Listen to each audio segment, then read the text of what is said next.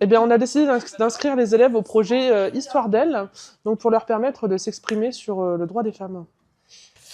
Alors, je suis donc Alice Briaraquet, je suis autrice jeunesse.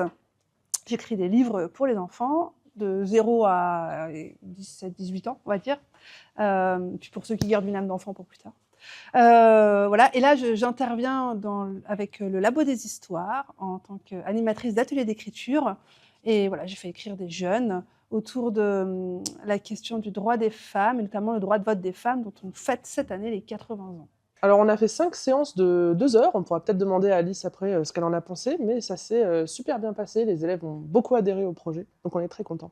En fait, c'est juste donner l'espace pour écrire. C'est vraiment juste un espace de liberté. On donne des consignes pour pas que ce soit trop... que le vide ne fasse pas peur. Il ne faut pas laisser devant le vide de la feuille blanche qui est impressionnant. Mais à part ça, on donne 2 consignes et puis c'est eux qui font tout le boulot parce que c'est vraiment enfin, tout le monde sait écrire, tout le monde a des choses à dire. Et j'ai envie de dire, même, c'est souvent ceux qui ont l'impression d'être le moins légitimes, qui ont des choses les plus intéressantes à dire, parce qu'ils ont une façon de les dire, ils ont un vocabulaire, une syntaxe, des idées, des vécus qui sont super intéressants. Et donc voilà, moi je trouve que c'est vraiment juste laisser la place, ouvrir la porte de l'écriture en général, ça suffit. Dans la plupart des cas. Après, voilà, il y a des jeunes aussi qui ont d'autres problèmes en tête, qui n'ont vraiment pas envie, et ça s'entend complètement. Enfin, ça peut aussi, voilà, c'est pas un truc, tout le monde n'est pas obligé d'adorer les ateliers d'écriture, mais je trouve que c'est quand même un espace de liberté où chacun peut trouver sa voie vraiment à soi, et que ça, c'est chouette, parce que en tant que prof de français, j'étais prof de français aussi, on est quand même là pour enseigner aux enfants, aux jeunes, pardon, le langage de l'institution. Comment bien écrire pour réussir plus tard. Ça, c'est vraiment une langue, et c'est notre job, et il faut leur dire l'orthographe, la syntaxe, etc. Mais dans les ateliers d'écriture, on peut les autoriser à trouver leur voix, justement, qui n'est pas la langue de l'institution. Bah, je trouve ça super. On a pu découvrir, enfin, prendre conscience de certaines choses.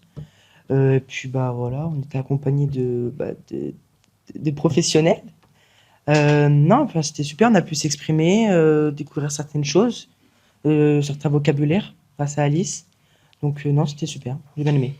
On a fait de l'écriture, on a proposé des speeches de romans, on a parlé également des femmes afghanes et ce qu'elles subissaient dans le monde.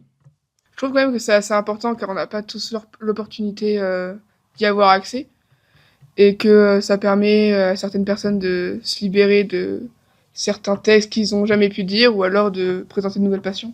Je suis d'ailleurs très heureux de pouvoir participer à ce genre d'atelier. Moi qui ai toujours aimé écrire, où je sais plus d'ailleurs ce que j'ai fait d'un roman, j'avais écrit plus de 600 pages. En tant qu'autrice, quelle a été la femme la plus inspirante pour toi? Alors moi, ma grande chouchoute, c'est Anne Sylvestre. Je suis très fan.